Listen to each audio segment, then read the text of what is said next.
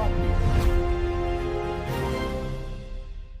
शेतकरी, आदिवासी आणि सर्वसामान्यांच्या विविध प्रलंबित मागण्यांसाठी नाशिक जिल्ह्यातील दिंडोरी तालुका किसान सभेच्या वतीने आज तहसील कार्यालयावर मोर्चा काढत जेल भरो आंदोलन करण्यात आले।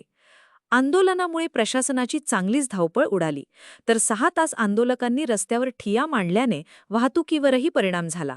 नवीन तहसील कार्यालयापासून मोर्चाला सुरुवात झाली।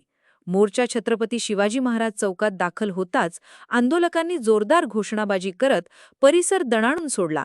पोलिसांनी आंदोलकांना पोलीस व्हॅनमध्ये बसवून पोलीस ठाण्यात आणले। मात्र त्यानंतर आंदोलकांनी तहसील कार्यालयावर धडक दिली। आंदोलक रस्त्यावर ठाण मांडून बसल्याने वाहतूक इकेरी मार्गाने वळवण्यात आली। त्यामुळे परिसरात काही काळ वाहतूक कोंडीची परिस्थिती निर्माण झाली।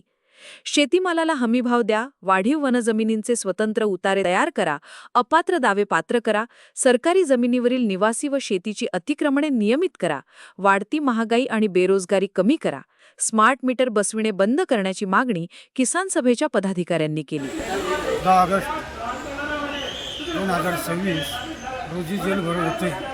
या जेलभरोचे जे विषय आहेत, शेतकऱ्यांना राज्य शासनाने शेतकऱ्यांना कर्जमाफी करून आणि त्याही ठिकाणी त्यांना फसवले गेले।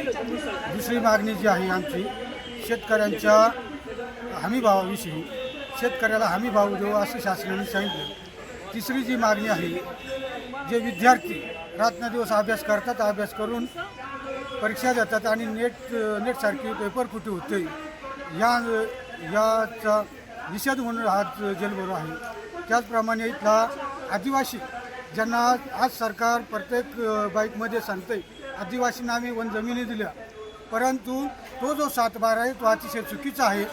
फक्त शासनाने सांगितलं का तिथल्या 7/12वरती सेपरेट 7/12 होईल, परंतु तो 7/12 आहे त्याच परिस्थितीत आहे।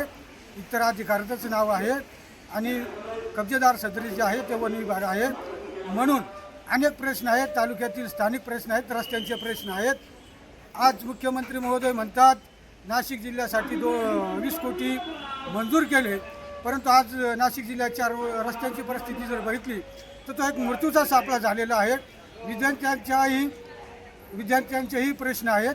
विद्यार्थ्यांचे जे प्रश्न आहेत, आज काही खाजगी शाळा ज्या आहेत त्या फी वसूल करून घेतात आणि परत विद्यार्थ्यांना फी मागण्यासाठी तगादा लावतात।